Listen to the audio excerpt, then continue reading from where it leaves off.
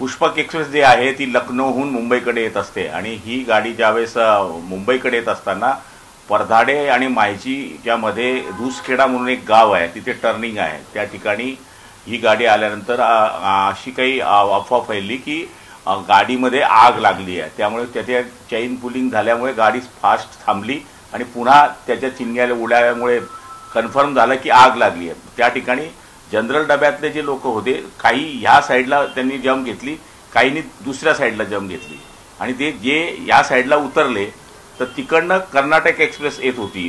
ती इतकी फास्ट होती, जवळपास 130 ते 40च्या स्पीडने. मी तिथल्या स्टेशन मास्टरशी विचारलं की इथं स्पीड कमी किती असते, तर त्यांनी सांगितलं की 130 ते 140 पर आवर्स. तर त्यामुळे त्या ठिकाणी ॲक्सिडेंट झाला आणि जवळपास 11 लोक एक्सपायर झालेले आहेत. त्याच्यामध्ये 4 हे पाचोऱ्या इथे डेड बॉडी त्यांची आहे आणि 7 डेड बॉडी ह्या GMC जळगावला पाठवण्यात आलेल्या आहे. कलेक्टर, SP, सगळे DRM, सगळे अधिकारी तिथे आमचे उपस्थित आहे. मेडिकलचे सगळे लोक तिकडे उपस्थित आहे आणि त्या 4 डेड बॉडी आहे, त्या 4 डेड बॉडीसुद्धा आता आम्ही काही वेळामध्ये GMC मध्ये हलवतो आहे. त्याचबरोबर त्या ठिकाणी 4 लोक गंभीर जखमी अजून आहे. म्हणजे म्हणजे काय होईल त्यांचंही सांगता येत नाही. त्यांना आपण खाजगी वृंदावन म्हणून एक हॉस्पिटल आहे, तिथे ॲडमिट करण्याकरता सुविधा करून ठेवलेली आहे आणि जवळपास 7 जण आहे ते त्यांना किरकोळ जखमा आहे. त्यामुळे मला तरी असं वाटतं की गैरसमजूतून म्हणा किंवा याच्यातून म्हणा ही दुर्घटना झालेली आहे. पण ही दुर्घटना इतकी भयानक आहे की त्याचं वर्णन आपल्याला करता येत नाही.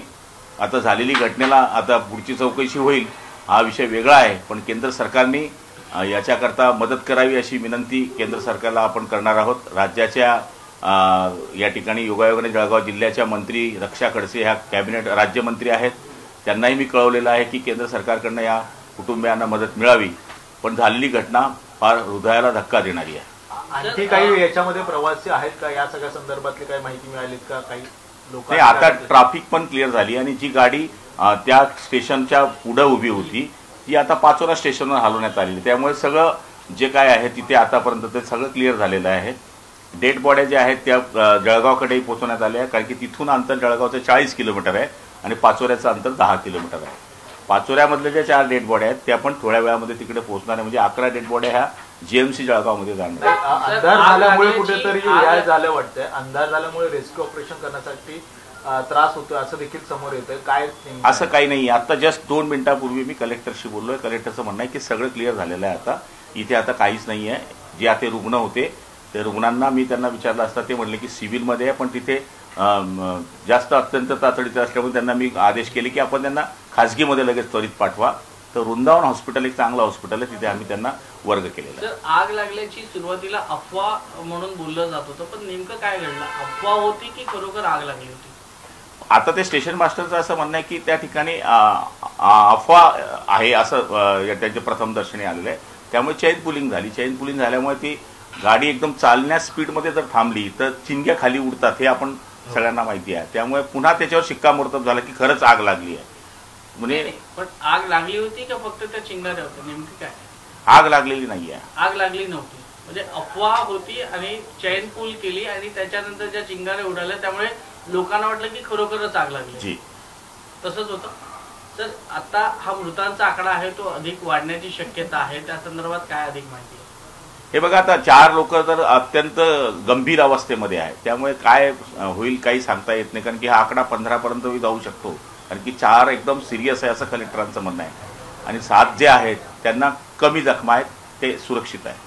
मृत्यू झालेले यांचा काही ओळख पटलेली आहे का, कुठले काय, त्या संदर्भातली काही माहिती समोर आली आहे का? तर प्राथमिकता अजून तशी काही माहिती नाही आलेली. पण त्यात पहिली गोष्ट होती की त्यांना तिथून उचलणे, त्यांना हॉस्पिटलमध्ये नेणे, जे जखमी आहे त्यांना पोचवणे. म्हणजे काही वेळ तर कलेक्टरने आमचं सुद्धा बोलणं कमी होत होतं. याचं कारण त्यांना मी पहिले सांगितलं की माझ्याशी बोलण्याच्या ऐवजी पहिले तुम्ही तिथं करा, नंतर माहिती येत असेल ती येईल. पण कोणी जर आपल्या लवकर पोचल्याने, लवकर मदत केल्याने वाचत असेल तर ते सगळ्यात महत्त्वाचं आहे, ते मस्ट आहे. तर त्या पद्धतीने आपण आपल्या परीने जे करता येईल ते केलेलं आहे. नाना पटोले यांनी यावरूनच टीका केलेली आहे. त्यांचं म्हणणं आहे की रेल्वेच्या कवच योजनेचं काय झालं? हे बघा, आता ही घटना किंवा स्टेशनच्या चुकीने झाली किंवा याच्या चुकीने झाली असं नाही आहे. याच्यामध्ये तरी कोणी कृपया राजकारण करू नये. याचं कवचचं काय झालं आणि ते कवचचं काय झालं, आणि जे लोक मेले आहेत त्यांच्या बाबतीमध्ये विचार करावा. जे जखमी ते कसे वाचतील त्याच्याकरता परमेश्वरकडे प्रार्थना केली पाहिजे. अशा ठिकाणी तरी नानासारख्या एक ज्येष्ठ माणसाने कृपया राजकारण करू नये अशी माझी त्यांना विनंती आहे. सर, एक प्रश्न असा आहे की बऱ्याच वेळेला रेल्वे अपघात हे घातपाताचे ठरले जातात, तर असा काही घातपाताचा हा कट होता किंवा असं काही संशय, काही असं कोणाला तिकडच्या स्थानिक ऑफिसर्सला वगैरे काही डाऊट आहे का? नाही, तसं काही नाही आहे. कलेक्टर साहेबांचं म्हणणं आहे की ही गाडी सरळ जात असताना झालेली घातपातचा काही विषय येतच नाही तिथे, कारण की ही जी घटना घडलेली आहे ते जनरल डब्यातले लोक बिचारे सगळे दनादन खाली उतरले. आपण तर पाहिलं तर त्याच्या मागचे जे डबे आहेत ते सगळे एसी आहेत, त्याच्यातले लोक उतरलेच नाही ना तोपर्यंत ही घटना घडली. Thank you sir, thank you. हिंदी एक मला हिंदी घ्यायचं 2 मिनटं.